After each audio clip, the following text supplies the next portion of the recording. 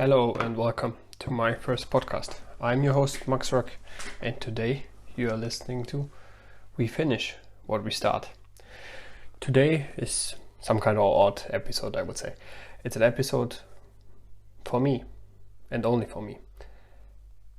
If you want to achieve something, if you need this little motivation to push you through when things get hard, then this episode is also for you. For me, it will be 2 hours into a marathon when this episode will be released.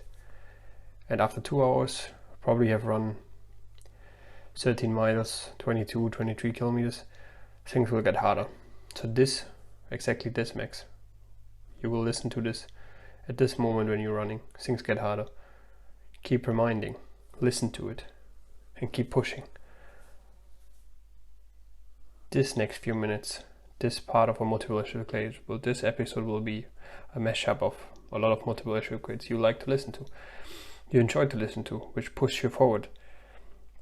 Remember to do things which you have never done before, which maybe some people have never done before. You're going to piss off people which have not done it. Most people fight change. You embrace change. You push through the pain. You have it in yourself. And it will not be easy, but you not strive for easy. You embrace the challenge. You strive for challenges. You push through challenges. And you grow with them. You become better. Be the person which you want to be, not somebody else. Be that person you want to be. And remember, fear is false evidence appearing real. You look at your life, and if you're not getting what you want, you owe it to yourself to do something differently. If you're on a job, 85% they say of Americans go to jobs that they're unhappy. If you're doing something 8 hours a day that you don't like, it's not giving you what you want, it's not giving you a strong feeling of satisfaction and fulfillment, you're miserable, you hate to go there, you're depressed just thinking about it, you sing the "Thank God It's Friday" song every week, it's giving you headaches just thinking about it on Sunday afternoon after the football game goes off. If that's what it is, you owe it to yourself to start strategically working to change directions. I stopped by to redefine fear. To redefine it. Because fear is an emotion like any other emotion. Fear is an emotion like love, like compassion. Fear is an emotion, we just gave it more power. We just gave it more power. Compassion, oh, that's nice. Fear, ooh. We gave it a meaning. And some of you know you've heard this before, that fear is false evidence appearing real. Fear is just a story, get this, fear is a story that you've told yourself about something that might happen in the future. That you have zero evidence that it will happen, but it's causing a visceral effect in your body. Now it's time to literally biohack the impact that fear has had on you. That fear no longer becomes your fortress, fear becomes your fuel. You will not achieve the greatness that you're born for worrying about rejection. And you know, it's interesting, when you're 10 years old, you have a few friends and a few enemies. When you're 20, you have more friends and more enemies. When you're 30, more friends, more enemies. I have friends and enemies now globally. The real test of your success and your achievement is how many people you can piss off on the planet. Since you always have this half and this half, you never have a reprimand side without a praise side. If you're going to reach 7 billion people, you're going to have 3.5 billion people pissed. So my job is to see how big I can piss people off. Why? Because if you're unique, you're going to start innovating something new that's never been done before. And anytime you do something that's new, people are going to ridicule you. They're going to violently oppose you. You're going to challenge paradigms and existing conventions and traditions, and you're going to be criticized until eventually you stand strong with an immortal vision bigger than those obstacles, and then you stand up and then you set the new tradition.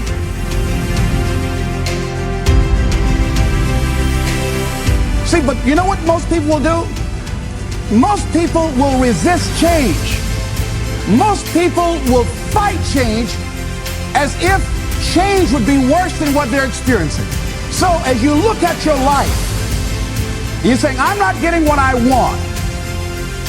As you begin to look toward the future, begin to know that whatever it takes for you to create that, you've got that in you.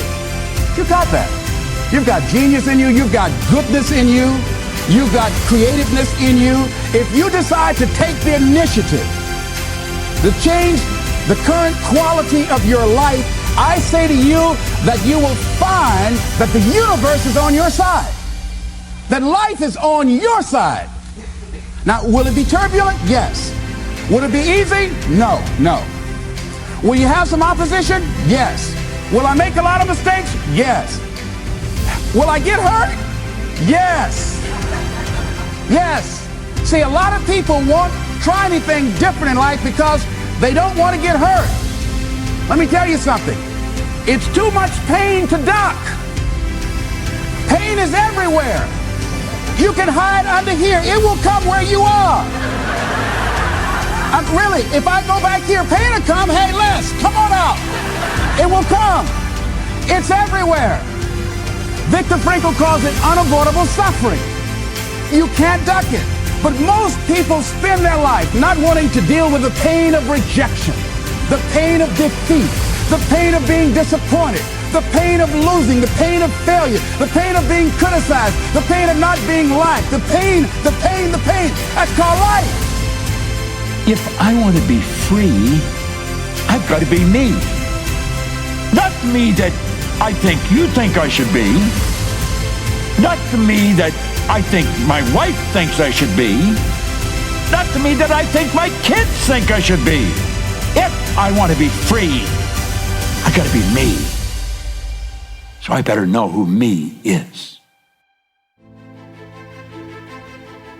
Most people are governed by their habits, their fears, and the opinions of others. A lot of people never try anything differently because they have been convinced by people in their lives that they value that they can't do it. They're living within the context of the opinions that other people have of them, the low expectations. Many people doubt themselves because when they thought about doing something at some critical point in their lives, somebody they respected and honored, somebody they believed in, somebody that they loved, someone they trusted said, you can't do that. And they accepted that.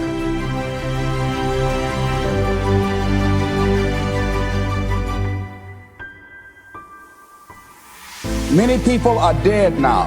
Many people are allowing their dreams to die.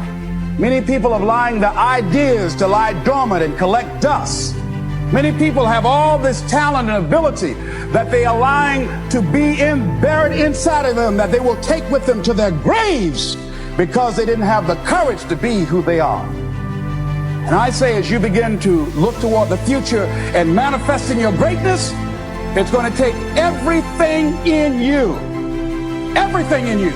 that your life deserves the concentrated effort to begin to look at how is it that I can express more of me? How is it that I can bring my ideas out here now? How is it? And start living with a sense of urgency because you're here today, you're gone today. Life is unpredictable. It's uncertain. There are no guarantees. No guarantees out here at all. So holding back, what are you waiting on? Ask yourself, what's the benefit of your waiting? What's the benefit of your not living your dream? What's the benefit of not listening to yourself? Oh, please, listen to yourself.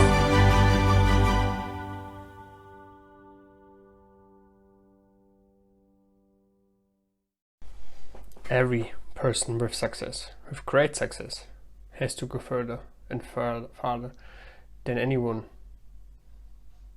could have imagined they are capable to go. believe you can achieve it before it happens. Remember how you imagined running those 42 kilometers and 195 meters in less than 3 hours and 50 minutes.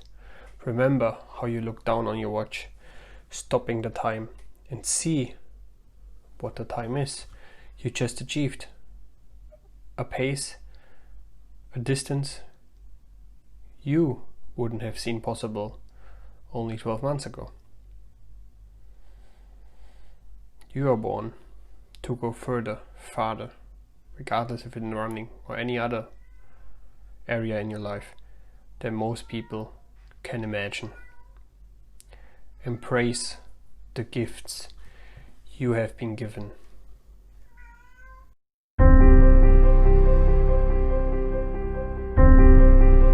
I'm going to tell you something that every successful person has to do, including you. Believe it or not, every successful person in this world has jumped. I'm going to tell you what I mean by that. You are going to have to jump. You cannot just exist in this life. You have got to try to live. If you're waking up thinking that there's got to be more to your life than it is, man, believe that it is. Believe in your heart of hearts that it is. But to get to that life, you're going to have to jump.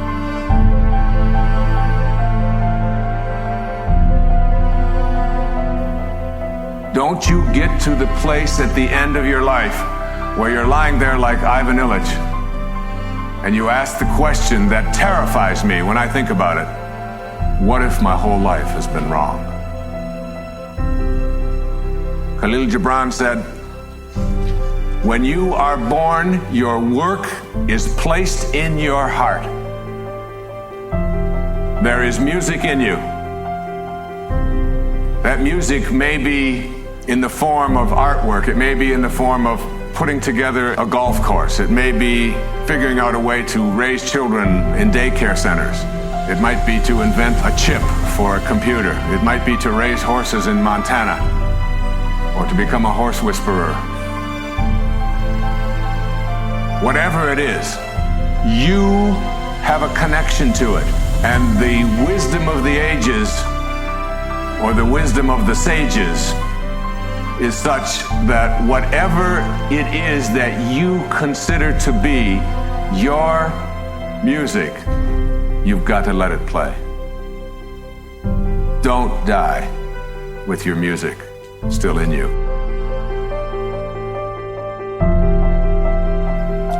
I'll tell you why I call it jumping. See, God, when He created all of us, He gave every last one of us a gift at birth. He never created a soul without endowing them with a gift. You just gotta quit looking at gifts as running, jumping, singing, dance. It's more than that. It's if you know how to network, if you can connect dots, if you draw, if you teach. Some of y'all fry chicken better than anybody else, bake pie. Some of you cut hair, color hair. Some people do grass. I got a partner, man, who never wanted to go out with us because we stayed out too late. Come on, man, go out with me. No, I got to get up early, Mom, cutting Miss Johnson's grass. We kept laughing at this dude, cutting grass. How much they pay you? He got a landscaping company in Cleveland worth $4 million. Because all he do is cut grass. But he was gifted at it. You've got to identify that gift. Now listen to me. When you see people in life, when you're standing on the cliff of life and you see people soaring by, and you see people soaring, going to exotic places, you hear about them doing wonderful things. Maybe you look up the street and your neighbor just gets a car every year, every 2 years. You know, how is he doing that? Have you ever thought, maybe this person right here has identified their gift and is living in their gift? There's a redemptive power that making a choice has, you know, rather than feeling like you're at effect to all the things that are happening. Make a choice. Like, you just decide what it's going to be, who you're going to be, how you're going to do it. Just decide. But the only way for you to soar is you got to jump. You got to take that gift that's packed away on your back. You got to jump off that cliff and pull that cord. That gift opens up and provides the soar. If you don't ever use it, you're going to just go to work. And if you're getting up going to work on a job every day that you hate going to, that ain't living, man. You just existed. At one point in time, you ought to see what living's like. But the only way to see what living like, you got to jump. And here's the problem. Let me just be real with you. When you first jump, let me tell you something. Your parachute will not open right away. I'm sorry. I wish I could tell you it did, but it don't. When you jump, it's not going to open right away. You're gonna hit them rocks. You're gonna get some skin tore off on them cliffs. You're gonna get all your clothes tore off. You're gonna get some cuts on you. You're gonna be bleeding pretty bad. But eventually,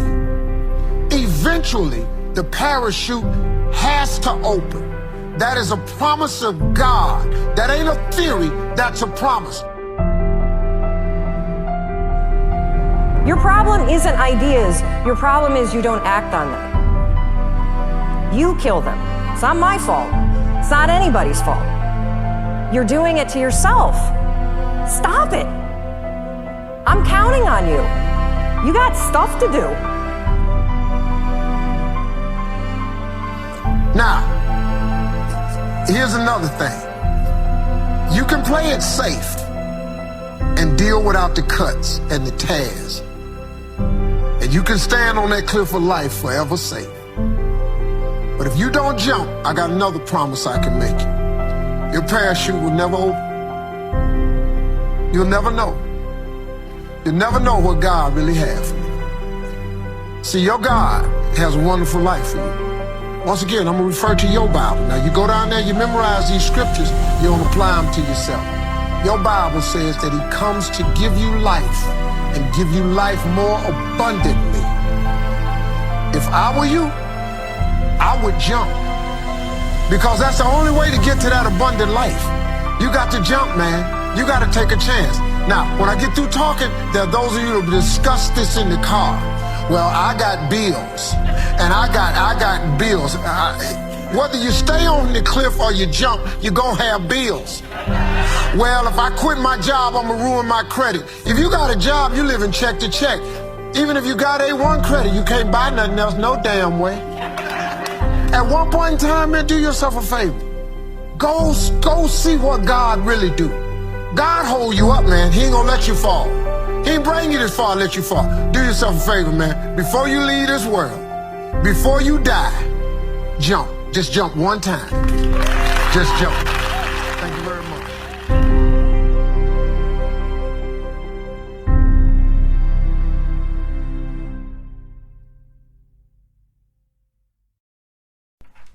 There is only one of you. Don't try to be somebody else. Don't try to take up someone else's footsteps. Try to grow into your own. Be you. Do you. Be proud to be yourself. Live in the moment, not in the past. Don't dwell on the past. Don't live in the future either. Live every single moment. Become better every single day. And nobody will be able to stop you. Only you are able to stop yourself. But only you can do it. Push yourself to become greater, to become better, to do things never done before. When I want to be free, I gotta be me. Nobody can do what I can do. But we can learn from each other and become better in what only we can do.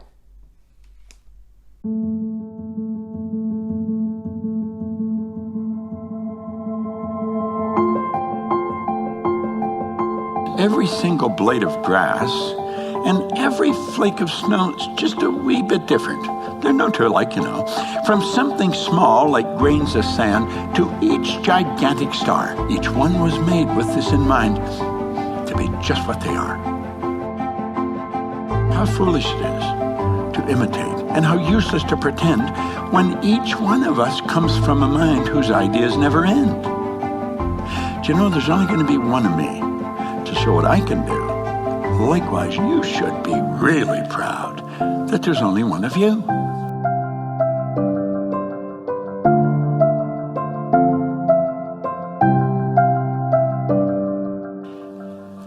The past really isn't going to hold us back if we don't let it.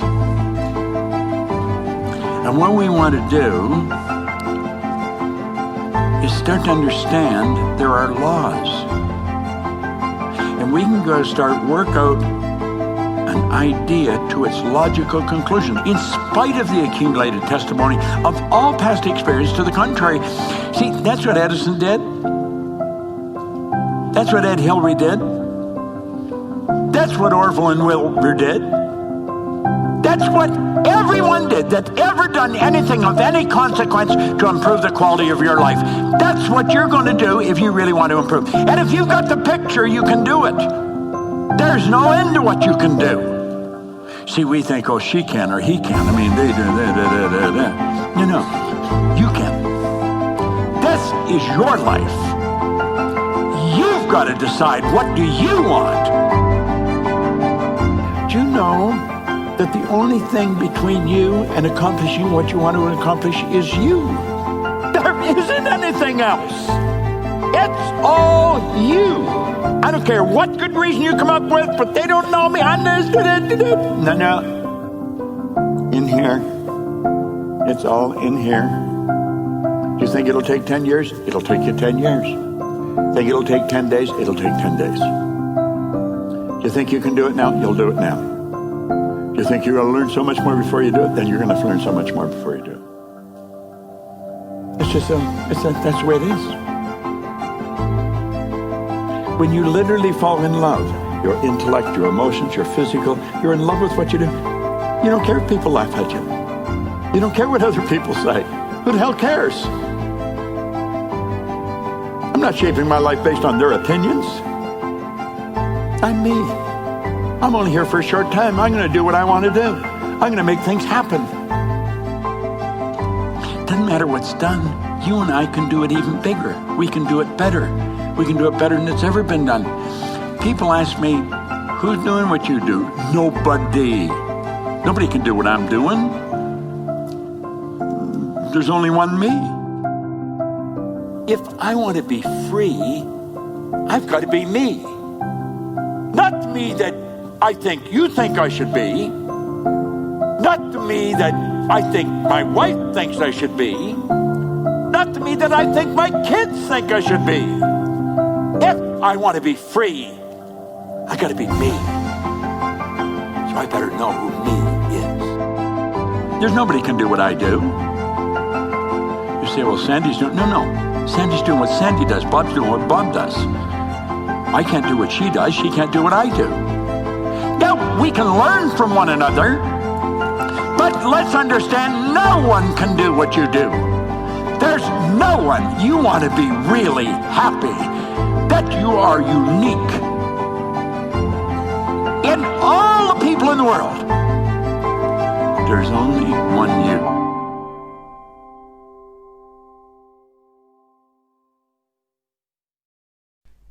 Never stop. Never surrender. Never give up. Never listen to naysayer. Never listen to people which do not have what you want. Never take advice from someone not taking their own advice. You know the saying, do as I say, not as I do. But I strongly believe people around us, people, or even especially our kids, they do as we do and not as we say. To get what we want, we have to do what we know has to be done. Never quit. Keep pushing. Go further. You can see and smell the finish line. Keep going harder. To beat your best time, you have to push harder and be better you have ever been before.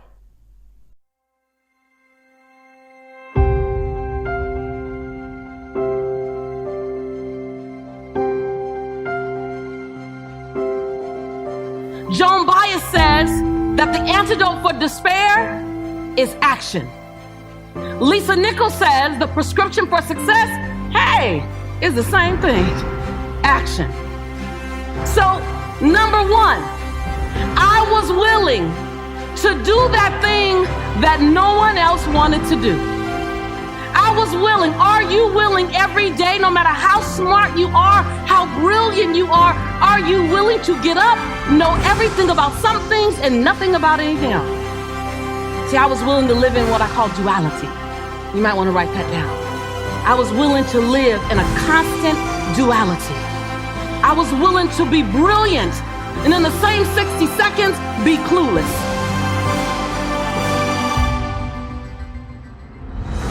When you can live like, walk like, play like, and work like, you have nothing to hide, nothing to protect, nothing to prove, and nothing to defend. You're proving nothing to no one. You're just being. And in every moment, you allow yourself to become the next best version of yourself. So I was willing to unhook myself from anyone else's perception of Lisa. I was willing to rediscover and redefine and rebirth who I could become every single day. I was willing to live in a space that was mildly to moderately to significantly uncomfortable. My grandmother says, baby, conviction and convenience don't live on the same block. They don't even live in the same zip code. Are you willing, write this down, be willing to be inconvenienced? See, some of you want that dream, but you want to live inside of a convenience.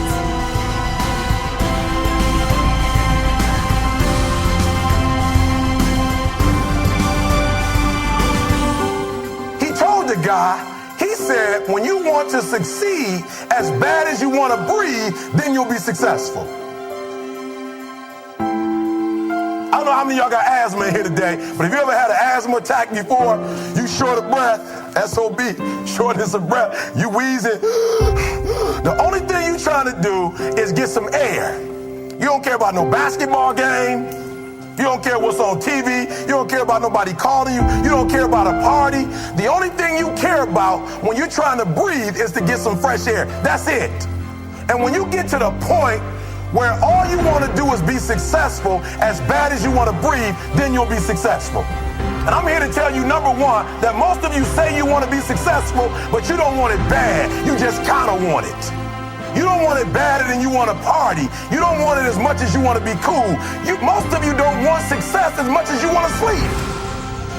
Some of you love sleep more than you love success. And I'm here to tell you today, if you're going to be successful, you've got to be willing to give up sleep.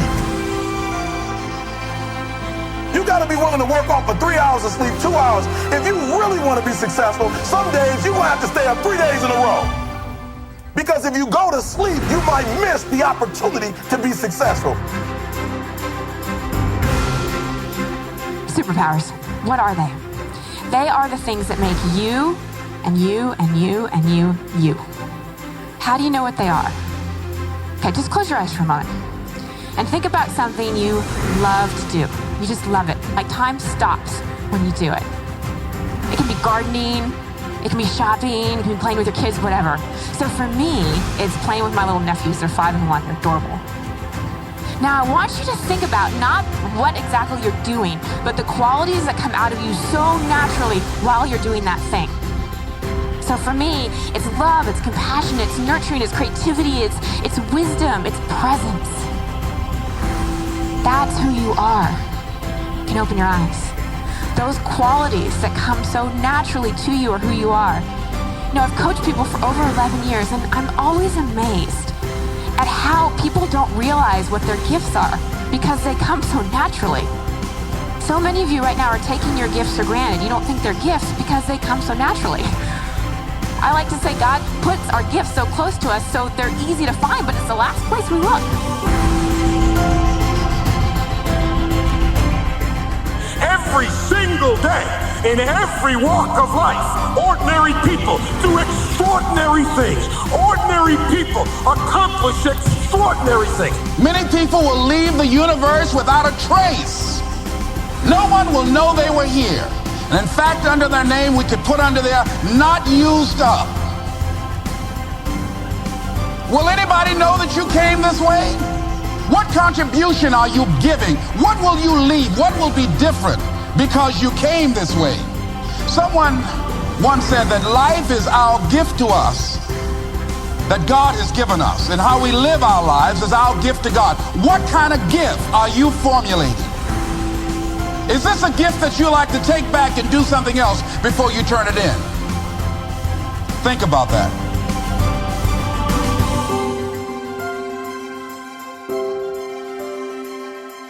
He said, Inky, I'm gonna tell you something, and I don't want you to ever forget it. He said, as long as you make sure that somebody else's life is okay, son, God will always make sure that your life is okay. And what he was telling me was, son, as long as you live your life with a greater purpose than just yourself, the opposition, the adversity, the challenges, the paralyzed right arm and hand, like all of those challenges that you will face in your life, if you live life with a greater purpose than just yourself, you will use it as fuel and it won't drain you because your focus and your perspective will be a lot different. You won't be a selfish person and you won't just be going through life doing things for personal gain. You know how you can spot a selfish person?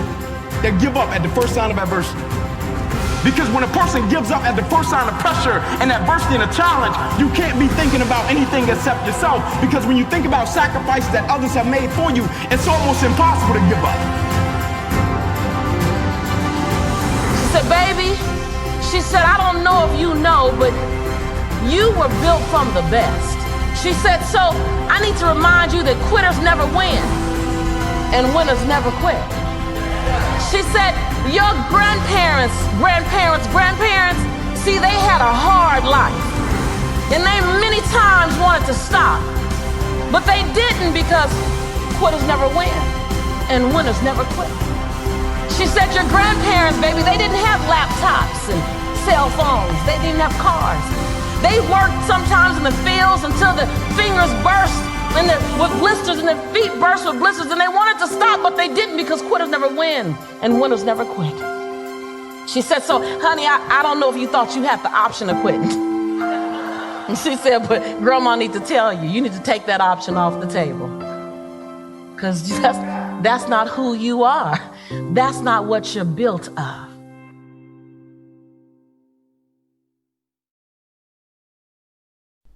The only man who never makes mistakes is the man who never does anything, fail greatly, get back up and do even better. Remember, you set yourself the goal last October, or the goal was set way before that, to run a marathon, to run a half marathon in less than 1 hour and 50 minutes.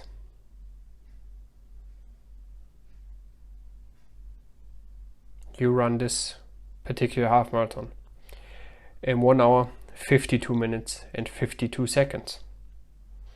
But remember, at kilometer 12, you fell short. Your energy was gone. Your power was gone. You thought you need to throw up. You couldn't push yourself. And in the aftermath, you realized you have done way too few, or I would even say none, runs in low heart rate. You didn't prepare well. This time around it changed. You are now on your 900th kilometer in the last 20 weeks. 900 kilometers. You haven't run in any year before. You have run now in less than 20 weeks. You have done long runs over 35 kilometers, where you set a new personal record on your half marathon distance while going another 15 kilometers. You are prepared.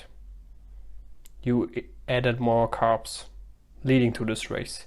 You had your beetroot juice to get all the necessary energy storages filled up before this run. You have your gels, you have your bars, energy bars, you have water, you have everything you need in this run.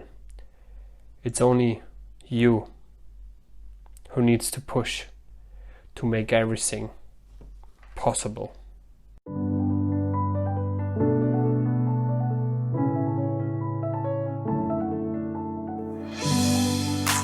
So I want to tell you about something that changed my life as a creative person.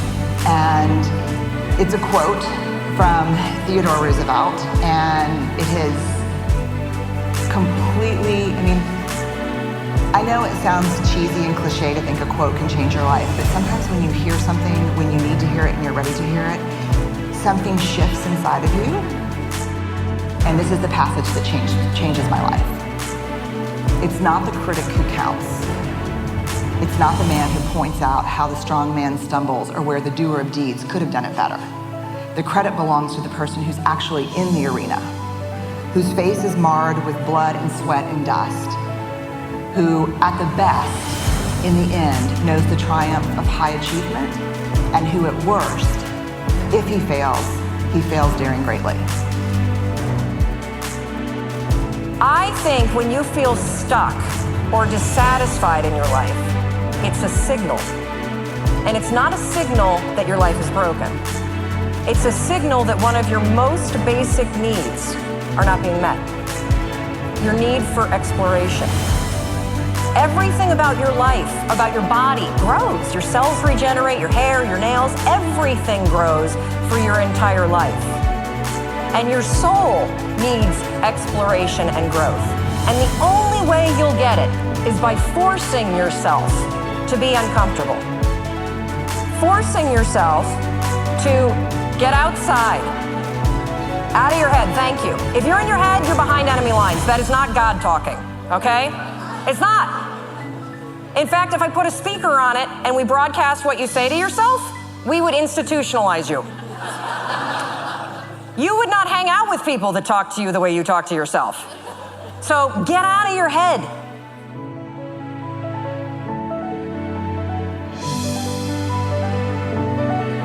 So make no mistake, my friends. What we say to ourselves in the privacy of our own minds matters. It drives our behavior, which drives our destiny, which shapes our world. And this isn't just my opinion.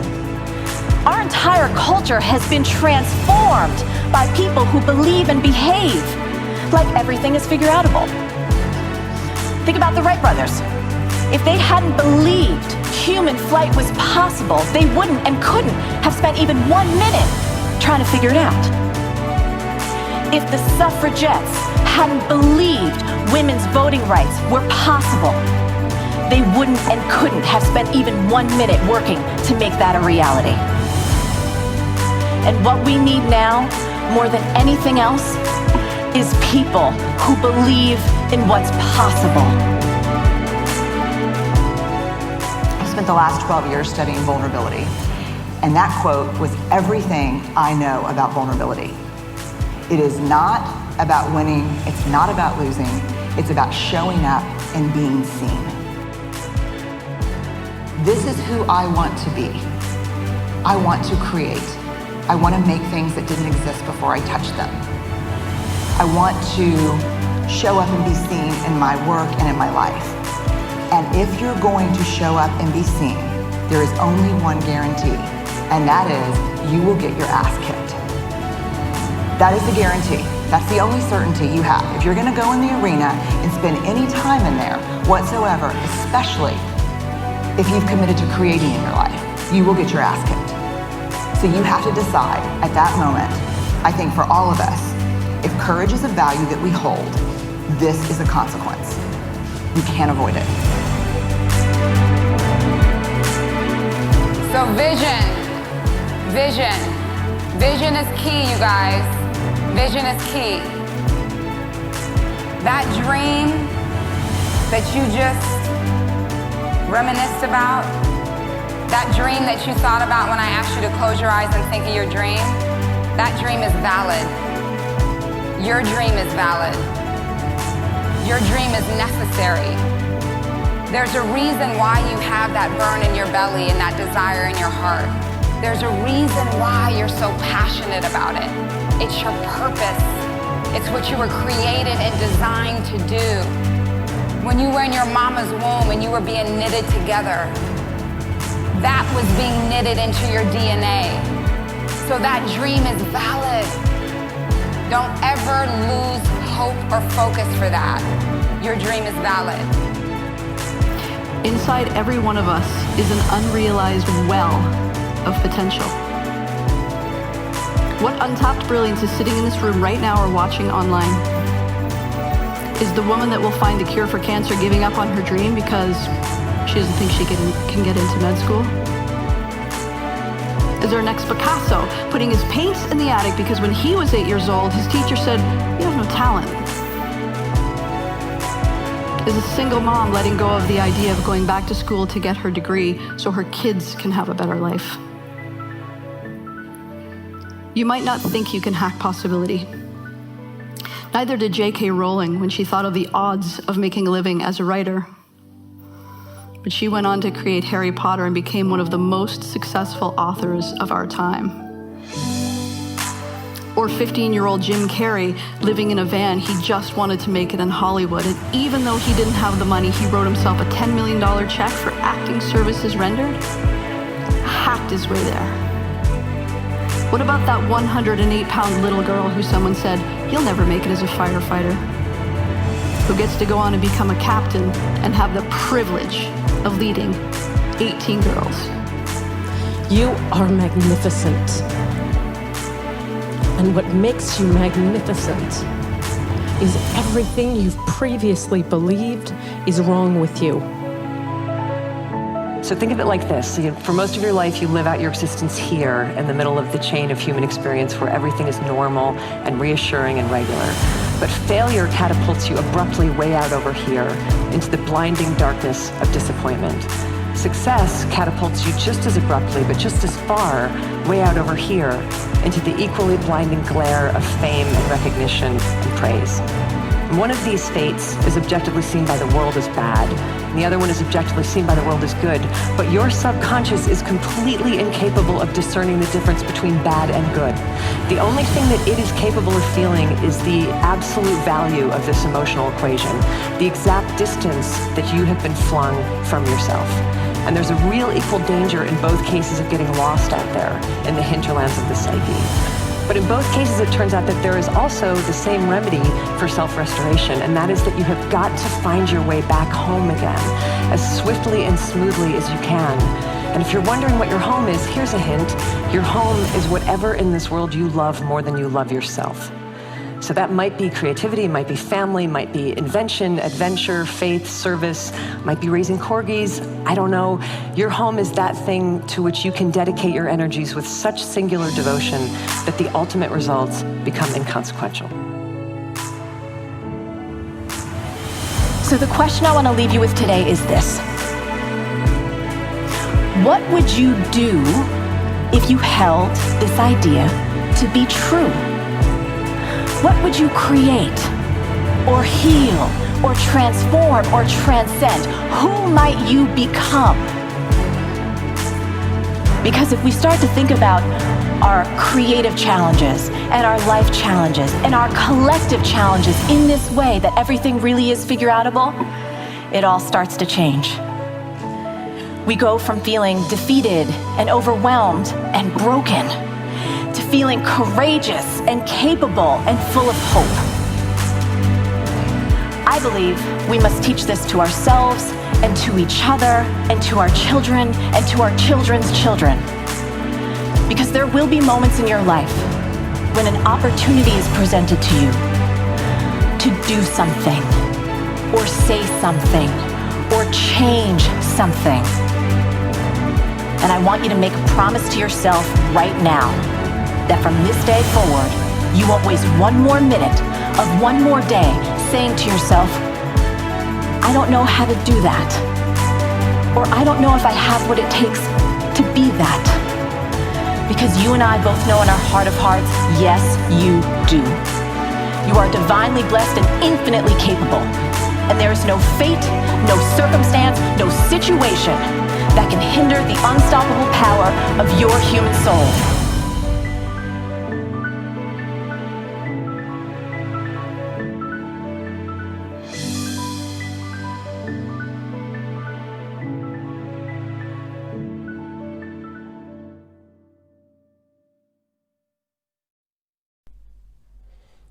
Don't complain. Simply don't complain. Embrace what you have.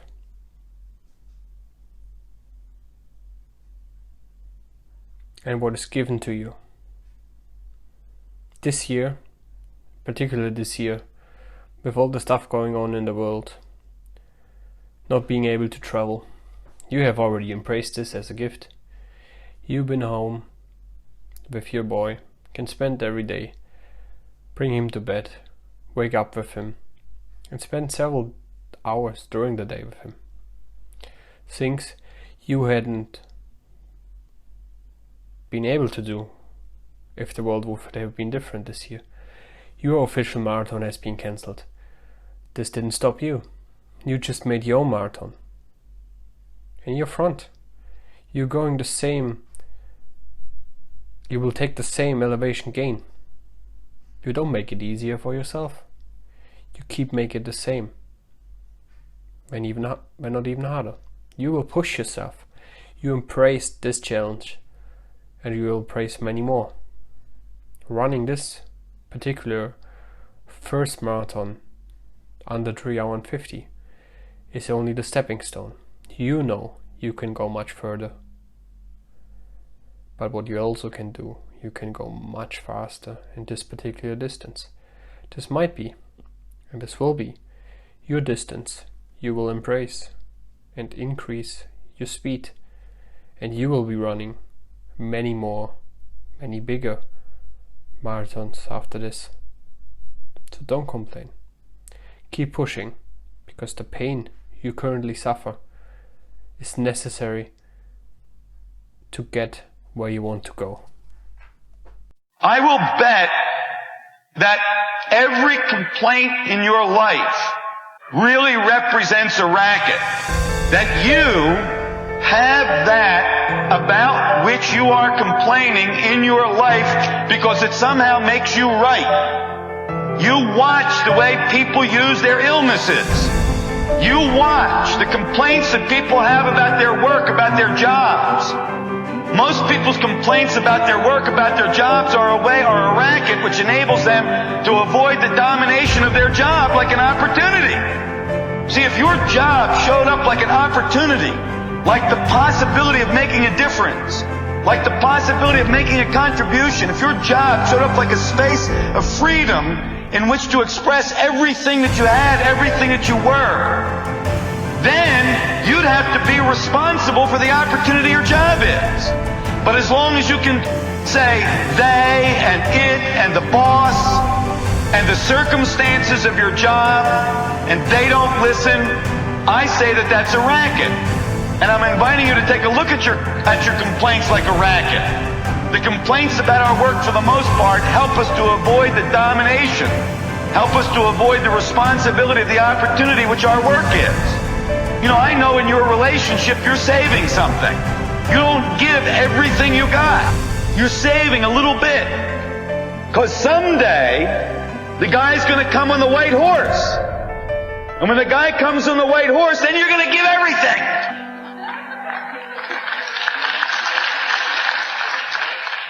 But not to him. Or not to her. No, they don't understand you. They don't fill in your own complaint. Whatever choice you make in every interaction you have, make the choice to be at peace, your sacred or higher self says. Whereas your ego says, oh, no. It's much more important to be right. And so we find people in relationships struggling a lot. And one of the things that they struggle about is who's right and who's wrong.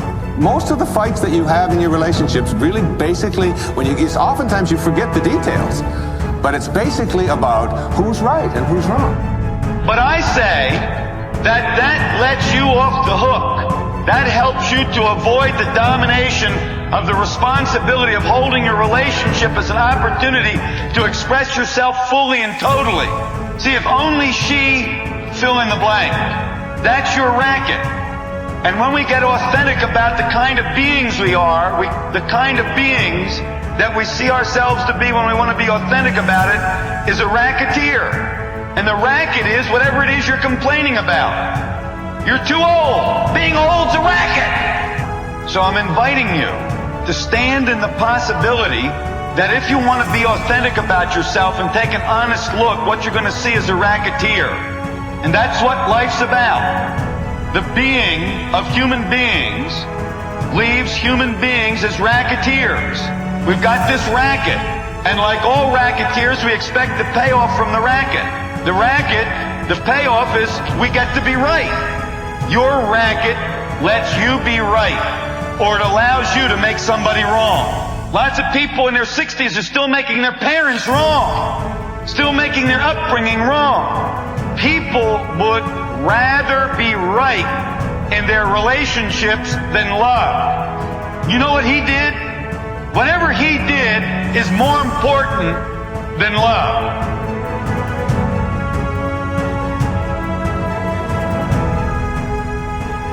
If you want to have your higher or your sacred part of you ruling in your life, I suggest this to you. Practice being kind rather than right.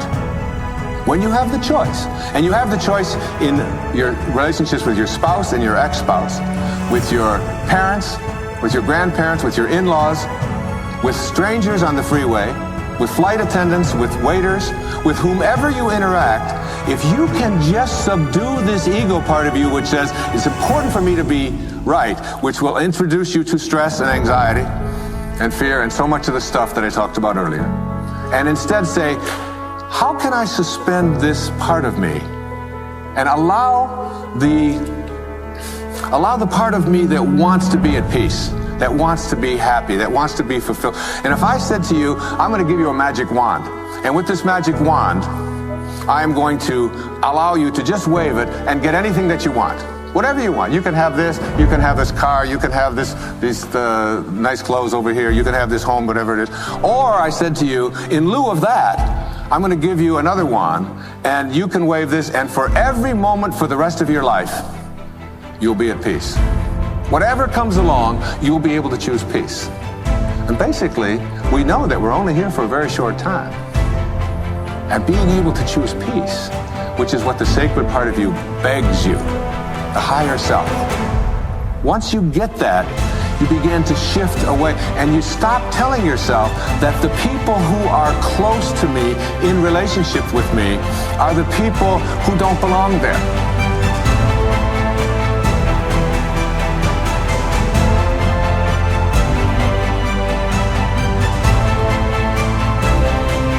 So I'm inviting you to look out from the possibility that you are a racketeer, that your relationships, that your work, your job, the things in your life are really about getting these payoffs. And the best place to look is those things about which you're complaining in life. I don't like. I don't want. You see, you and I are willing to sacrifice the quality of our life for these payoffs. Like I said, in our relationships, we're willing to sacrifice love. I mean, the real presence of love. Like, maybe you can remember, we're willing to sacrifice that for being right and making the other person wrong. We're willing to sacrifice that to dominate the other person, to manipulate them, to get them to be the way we want them to be, and to avoid any manipulation or domination from them. We're willing to sacrifice love in order to win. To avoid loss, we're willing to sacrifice love in order to justify ourselves. If any inkling of an opening for generosity shows up in the relationship, we close it down very quickly in order to keep ourselves justified in the position that we're in. we're willing to give up, to sacrifice our own self-expression. See, on your tombstone, what they're gonna put on your tombstone when you die, something was left, and we don't know what it is or was. See, they ain't gonna put on your tombstone used up, because you ain't gonna get used up. No, you're gonna save it till Prince Charming comes. Then you're gonna give it, but not now, not here, not for this, not for what you got. Most people are gonna go to their grave with the sense that there was something in them that never got expressed, that there was something there, something of real value, something that could make a difference, something that could have been a contribution, that just never got expressed, and most of us are gonna go to our grave like that.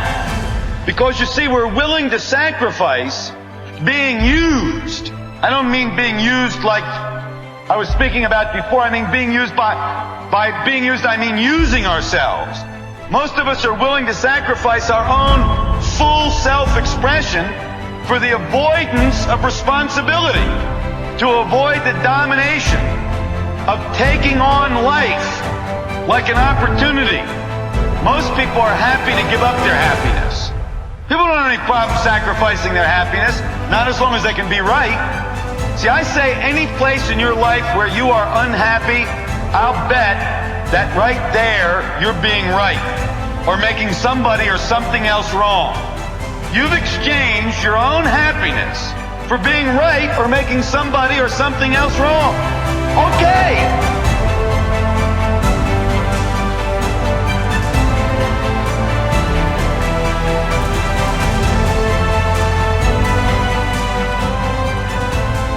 But I want to give you something that I think will help you to eliminate conflict from your life forever. And it's 4 words. And I'd like you to memorize these 4 words, and you don't have to write them down because it's going to be very simple. But think about these 4 words, because if you practice using them, now you can use them anytime, with anyone, in any circumstance. You can use them with your spouse, you can use them with your business partner, you can use them with a waiter, waitress, you can use them baggage handlers, rude people who are not taking care of you the way you want to be in a restaurant, whatever it might be, you can use this. Here are the 4 words. Now you practice these, you use them on a daily basis, and after a while you don't even have to use the words, you can just hold up 4 fingers. And here they are. Ready? You're right about that. It doesn't make the other person right. Okay, my wife and I practice this all the time. We're getting very, very good at it. Now, she's still just as wrong as she's always been. Don't get me wrong, she's still wrong. But she believes that she's right. And that's what the ego needs. Now, if you ask her, she'll tell you the very same thing. That I'm still as wrong as I always have been, but she allows me to believe that I'm right. So what is it that the ego needs that the higher self doesn't need? The higher self just wants peace. The ego, the part of us that believes that we're separate from each other, from God, from our environment, this part of us that dominates our lives wants something else. It wants to be right. So you let people believe that they are. It doesn't make them right. It just gives them the opportunity to believe that they're right. And it saves so much conflict in your life. Now, a lot of times my wife and I will just hold up 4 fingers. She'll say something, and rather than speaking, I'll just go like this and hold the 4 fingers up. And she says, you know, I really hate it when you do that. And I say, honey, you're right about that. When you don't allow yourself to let your ego rule, and instead you shift into a state in which you just allow people to believe that they're right. And I talked on that show on CNN about the 4 words that will end all conflict. And I got hundreds of pieces of mail about just that and how much it has helped people in their relationship. Just by simply stopping yourself before you're about to respond, asking yourself, do I want conflict or do I want peace? And then letting the person know that they're right. You're right about that. It's so easy. It's so sweet. And it doesn't have to be something that you do disrespectfully. It doesn't have to be a gimmick. You can use variations on the theme. I've never considered that before. You know, you're making a good point. I acknowledge what you're saying. But you have to free yourself from this need to make somebody else wrong.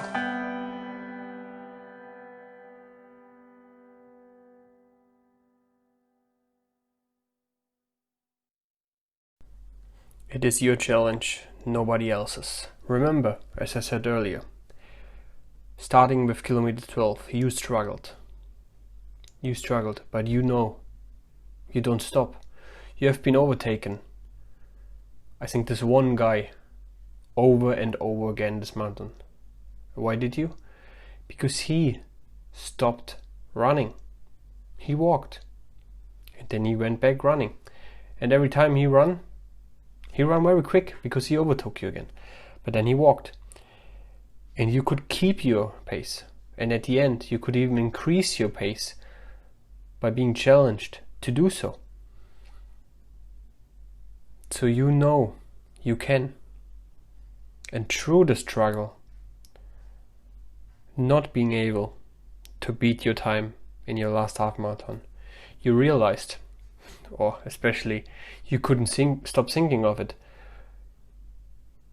how are people able to run a marathon when you lost your energy at kilometer 12? And they can, because they prepared well. They done their due diligence, they had their fuel, they had their gels, they had their energy bars, they stacked up on carbs. All those things you haven't done in your half marathon, but you did now. So remember, always remember, you can do it. You are prepared. Keep pushing. So I just, as I always say, stop by to really talk about, are you wearing the right size on your shoe? Because sometimes, y'all know I'm gonna leave this, right? Sometimes we tend to look at other people's feet, the shoe they're wearing, and ask the question, why am I not wearing that shoe? Because there's a shoe that fits you, and it won't fit anybody else. You know, when you look at the Wiz back in the day and Dorothy put on the shoe and oddly it just fit. When you look at Cinderella, right, and she went from rags to the shoe just fit. Well, look down at your feet right now. No, really, look down at your feet right now. You didn't put on some shoes that didn't fit this morning. You put on the exact shoe that would fit your foot so you can walk it through those doors and get your word. So the same as that shoe fits your feet, you couldn't wear too small shoes because then you can't concentrate. Amen? Amen. We all done had the shoes. We said, now this one got to go. I've outgrown these shoes. You can't put a size 8 foot in a size 6 shoe. It's not going to be comfortable. So why are you trying to put a size 8, 9, 10 mind in a size 5 behavior? So let's begin by contextualizing the universe and seeing the universe like a house that is wired for electricity. And you and I are lamps. And the lamp could be tall, it could be short, it could be any color, it could be any shape, it could be any design. The power of the lamp has to do with the electricity that causes the light to shine through it. So no matter what the lamp is, if it's not plugged in, it doesn't shed any light. And the light does not come from the lamp. The light comes from the electricity. That peace that we're after lies somewhere beyond personality, beyond the perception of others, beyond invention and disguise, even beyond effort itself. You can join the game, fight the wars, play with form all you want, but to find real peace, you have to let the armor go. Your need for acceptance can make you invisible in this world. Don't let anything stand in the way of the light that shines through this form. Risk being seen in all of your glory. See, sometimes we take our life, the calling on your life is a size 12, but the mindset is a size 2. And so you sit inside discomfort for the next 10 years, 5 years, wondering when you're going to get comfortable, when you decide you've always known there was a calling, a size 12 on your life. And at times when you begin to back up, it's because you're wondering, well, what if? Well, what if it don't work? Come on, y'all, somebody, yes, yes? Come on, amen, come on, talk to me. This is a dialogue, this is not a monologue. Y'all know how I roll. I was that girl that got a fail in English. And I got a D- in speech the last time I took either one of those classes. I was that kid that lacked self-esteem. I was that kid that didn't know where I fit. I was that young woman that tried to find my beauty in the arms of men. Because I wasn't, I'm just gonna tell y'all the truth. I don't mind what your judgment is about me after my story, because I know who I am. And I know whose I am. I know whose I am. So no one told me nothing, there was no evidence, say evidence. There was no evidence of a size 12 calling on my life while I was in my 2. But I knew that there was a size shoe that was bigger than the one I was in. And all I had to do was become committed to finding my 4, then my 6, then my 8, then my 10, then my 12, and whatever else you got for me, God, I'm gonna step into that shoe. You want your future, but you too caught up in your yesterday. You looking at yesterday's newspaper trying to design your future. And God said, I got a calling on you that's bigger than today. Like, this ain't your end point. This is just where you are right now. That there's some things I gotta release from you. I gotta move that job out of your way. You would have stayed there forever. Come on, somebody. I gotta move. I gotta break down your finances so I can get your attention. Do I have your attention now? I gotta move that relationship out of your life because they're not speaking into your future and you won't let them go on your own. So I gotta move that out of your life. But understand, I knew who you were when you were in the womb. I knew who you were. And I only have good things for you. I didn't bring you to do you any harm. Never have. Now, will you go through some stuff? Yes. When I say go through some stuff, I need you to keep going through it. I need you to not stop and take out real estate in the stuff. Some of y'all done took out real estate in the stuff. You done did a lease option buy in the stuff. You done did a rent to own in the stuff. And God said, I just told you to go through it. Don't stop. You done turned a speed bump into a stop sign. Why? So I just, I look at your life, I look at our life, I look at who we've been meant to be. Who you are will never be shaken. Who you've been meant to be will never be questioned. What you go through will change. There will be days when you feel like, is this it? And the answer is there's always more. But are you willing to be courageous, bold? Are you willing to like and love every part of your journey? Are you willing to have blind, say blind, unwavering faith? That's to show me when I don't see it, I just know it. When I don't see it, I just know it. And I move with the same level of certainty. See, God is waiting on you to move with certainty. You moving with wonder. I wonder if. So when you say I'm wondering, God said, well, I'm wondering too. Because when you move with certainty, I move with certainty. When you know, I know. The universe will match you right where you are. So when you move with absolute certainty about that relationship, about your health, about your job, about your finance, absolute certainty, the universe responds accordingly. People ask, how did you do it? I said, I never thought I couldn't. And I'm okay being called crazy. There's freedom, y'all, in being called crazy. Come on, somebody gonna know. There's freedom in not fitting in. There's freedom in not being attached to how many likes you might get on Facebook. There's freedom in that. Because if I don't have to be normal, then I can be me. And you can define that any way you need to define that. So there's a new day. There's a new day coming. And the day is here. It's right now. My Fitbit says now. It's now. Like there's no waiting on anything. It's all waiting on you.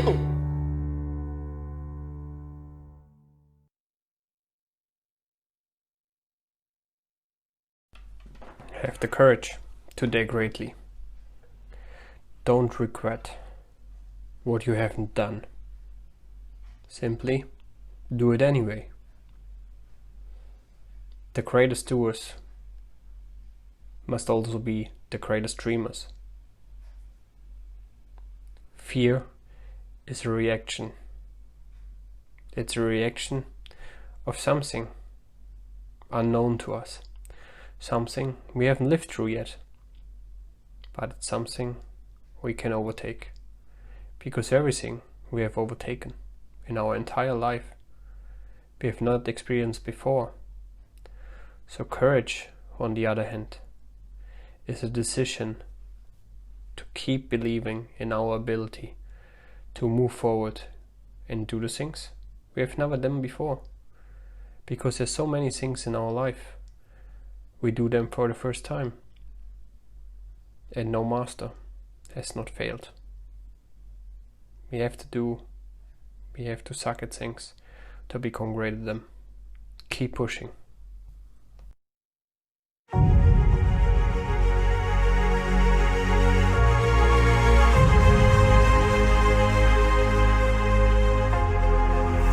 There was a very cautious man who never laughed or played.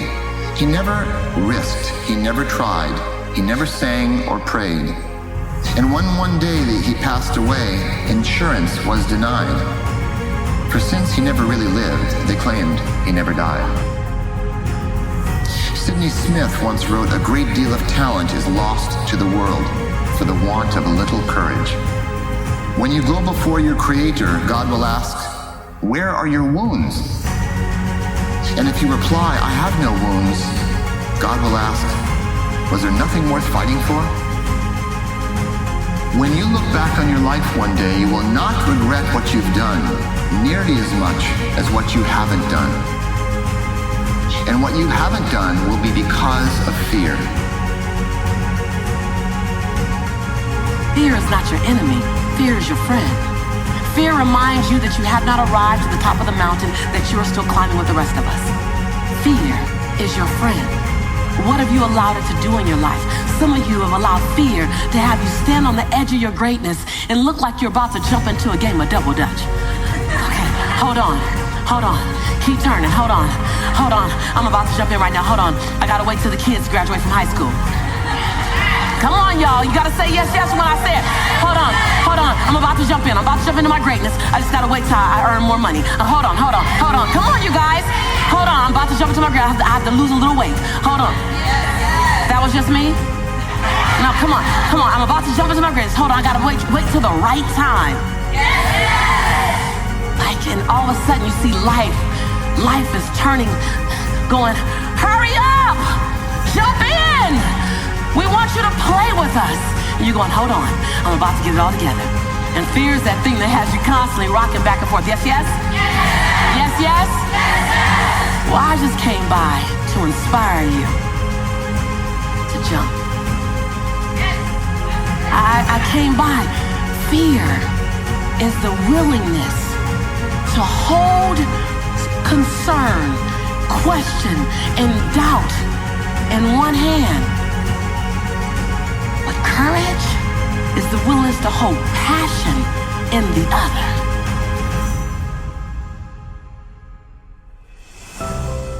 All right, well, let's talk about fear. The definition of fear is, read it nice and loud. Anticipation of what? Pain. What is anticipation? Past, present, or future? Future. Is future real or is it imagined? It's imagined, it's not real. Let's do an experiment to test this out. Are you ready to play? Will you play 100%? Great. Raise your hand tomorrow. What's the problem? That's right. The problem is tomorrow does not exist. Tomorrow does not exist in reality. It only exists in your head, in your imagination. Yes or yes? Same with fear. It only exists in your mind. So, your mind has a very specific job. And its job is survival. What is it? Excellent. Survival. And therefore, its primary role in life is protection. So, your mind is like the sentry on a ship. Who can tell you what's the sentry's job? Yes, to be the lookout, to warn of danger. And that's why your mind is constantly scanning and watching for what's wrong and what could go wrong in any situation. Why do we always look for what's wrong? Because it's out of protection. Finding what's right doesn't really help in protection, does it? It helps you grow, but it doesn't help protective-wise. Your mind is not your best friend when it comes to growth and expansion and happiness and success. I'm sorry. In fact, it could be your worst enemy, because it has a job to do and it does it really well, and that is simply to protect you. What's wrong? What's wrong? What could go wrong? What could go wrong? Oh, I'm gonna stop. No, don't say that, because I don't know, this problem, that problem, this problem. It doesn't look for what's right. It doesn't look for how I'm gonna make it. Then how I'm gonna create it. No, problem. It wants to do a good job, and it wants to feel important, so it's always screaming, look out! Be careful! Trouble over here! Trouble over there! Meanwhile, everything is just fine. How many of you had some situations that you were in that you were overwhelmed with fear? You didn't know how you're going to come out, how you're going to survive, and you did. You survived and you didn't die. Raise your hand if you survived, all right? So what you got to do, whatever that was, whatever that state of consciousness, whatever that self-confidence that you had, however you stood up within yourself, here's what we know, you survived. Here's what we know, you're still here. You didn't die. Come on, you did not die. You didn't die. You hear that? You didn't die. You're here right now. See, that's a testament about how powerful you are. And so whatever the volcano is, you have the capacity to take that volcano on, the capacity to jump in it and find your true identity. You see, friends, what makes you comfortable can ruin you. But what makes you uncomfortable is the only way to grow. Some people have asked me, well, when do you know, when is fear a guide and good, and when do you ignore it? When should you listen, when should you ignore? Very clear guidelines.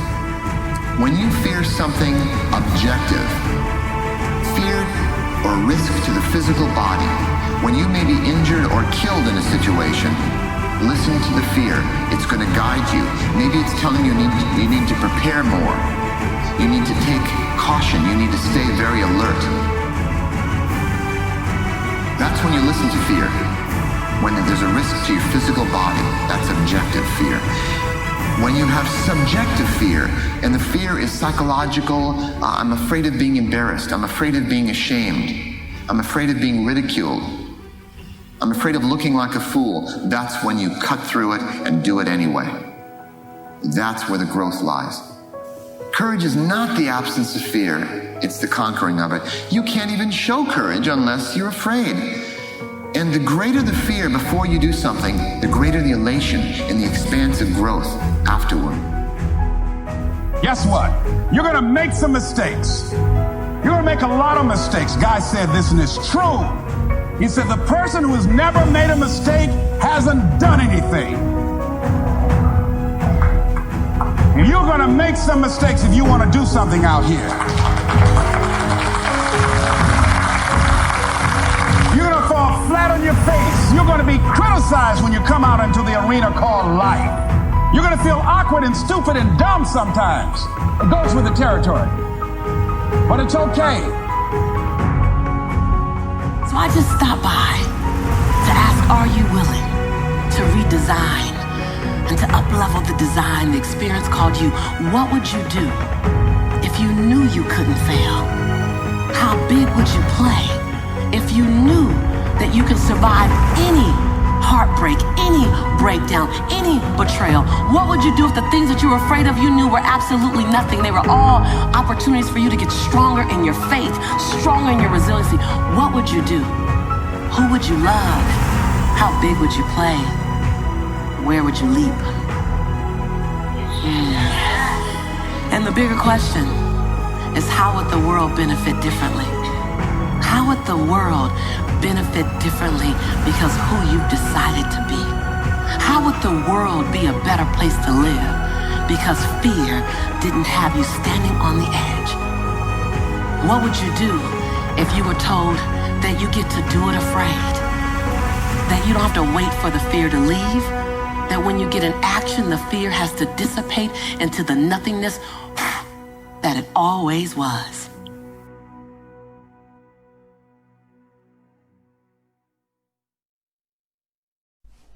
Last but not least, the next motivational quote is of a man who respect greatly, a man who has influenced you to a television series, The Prince of Bel-Air.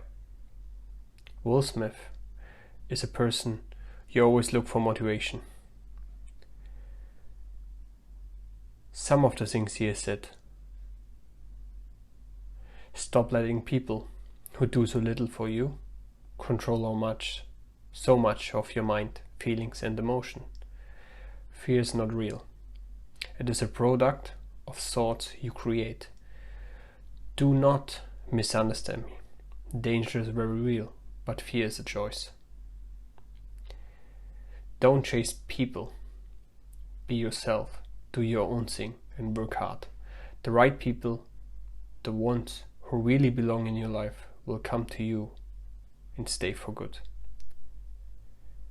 So if you stay ready, you ain't gotta be ready. And that is how I run my life. Being realistic is the most commonly traveled road to mediocrity. You are not looking for mediocrity, you're looking for mastery. You have always picked the goals which sounded lunatic to others. You have been told to be more realistic. But some goals you might have not achieved, because those goals you have picked seem so unrealistic to others, and you simply wanted to show them how realistic they are for you, because every single step you take brings you closer to this goal. You reached so high nobody else could reach. You lost 18 kilograms in like 12 days or so. You have lost 34 pounds, 20 something, 18 something kilograms this year already. And remember how Will Smith will say in this next few minutes: building a great wall is always spun by putting one brick after the other. You're running this distance, 26.2 miles, 42 kilometers and 195 meters, by running each single step perfectly. Focus on taking this next step perfectly and the step after that. Focus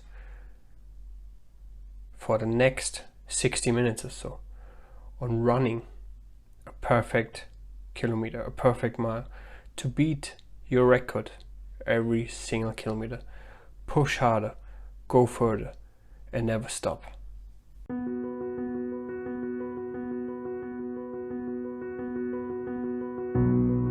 Will Smith is here. At the age of only 33, he has succeeded in film, television, and music. He is a 4-time Grammy-winning musician. He was the star for 6 years of the hit NBC sitcom The Fresh Prince of Bel-Air. And his movies have grossed more than $2 billion. The first step before anybody else in the world believes it is you have to believe it. There's no reason to have a plan B because it distracts from plan A. I want to represent an idea. I want to represent possibilities. I want to represent the idea that you really can make what you want. One of my favorite books is The Alchemist, Paulo Coelho. And I just believe that. I believe that I can create whatever I want to create. I realize that to have the level of success that I want to have, it's difficult to spread it out and do multiple things. It takes such a desperate, obsessive focus. You really got to focus with all of your fiber and all of your heart and all of your creativity. The separation of talent and skill is one of the greatest misunderstood concepts for people who are trying to excel, who have dreams, that want to do things. Talent you have naturally. Skill is only developed by hours and hours and hours of beating on your craft. there's no easy way around it. No matter how talented you are, your talent is going to fail you if you're not skilled. You know, if you don't study, if you don't work really hard and dedicate yourself to being better every single day, you'll never be able to communicate with people, with your artistry, the way that you want. I've never really viewed myself as particularly talented. Where I excel is ridiculous, sickening work ethic. You know, while the other guy's sleeping, I'm working. While the other guy's eating, I'm working. The only thing that I see that is distinctly different about me is I'm not afraid to die on a treadmill. You might have more talent than me, you might be smarter than me, but if we get on the treadmill together, right, there's two things. You're getting off first, or I'm gonna die. It's really that simple. I believe, and I learned very young. From parents? From my parents, absolutely. That you don't try to build a wall. You don't set out to build a wall. You don't say, I'm gonna build the biggest, baddest, greatest wall that's ever been built. You don't start there. You say, I'm gonna lay this brick as perfectly as a brick can be laid. There will not be one brick on the face of the earth that's gonna be laid better than this brick that I'm gonna lay in this next 10 minutes. And you do that every single day. And soon you have a wall. And soon you have a wall. And I think psychologically, the advantage that gives me over a lot of people that I have been in competition with in different situations is it's difficult to take the first step when you look how big the task is. The task is never huge to me. It's always one brick. Me too. I mean, it is amazing how people are paralyzed from doing anything. Absolutely. Because they can't take the first step. Whereas you just say, look, all I'm doing is laying this one brick. I am not building the Great Wall of China here. Absolutely. Putting a brick here, and I'm going to have the best brick I can. I'm motivated by fear. You know? Fear of what? Fear of fear. I hate being scared to do something. And I think what developed in my early days was the attitude that I started attacking things that I was scared of.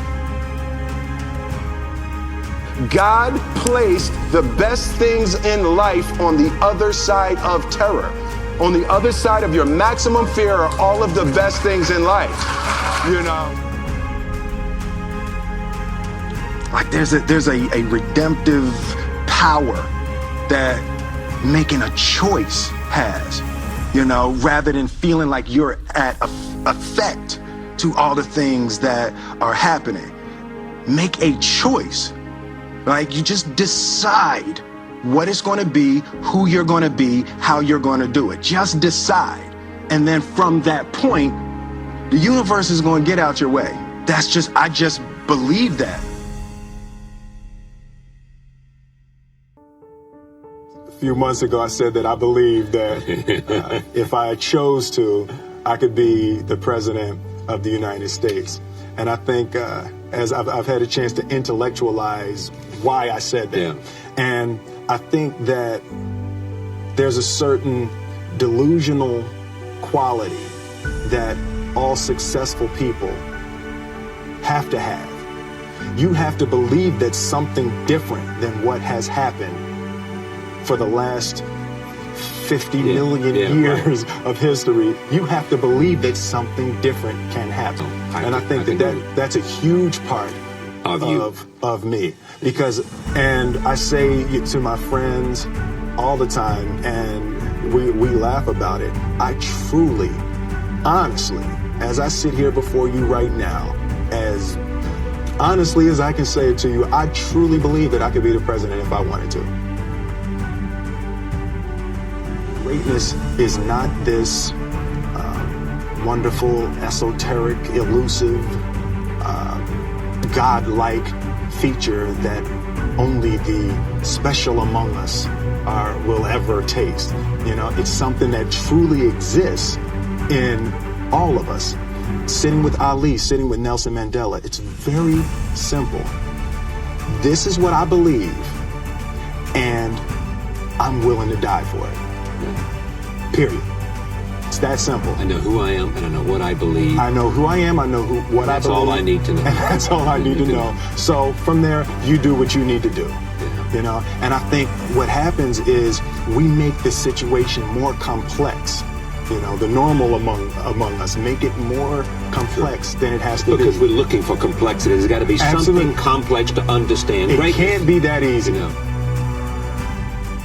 I want my life, I want my work, my family, I want it to mean something. And it's like, it has, if you are not making someone else's life better, then you're wasting your time.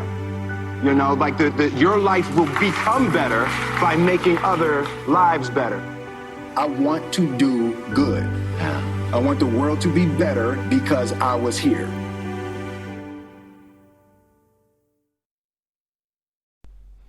Keep pushing harder. Take every single step. You're almost there now. This was today's episode for you, to keep you pushing.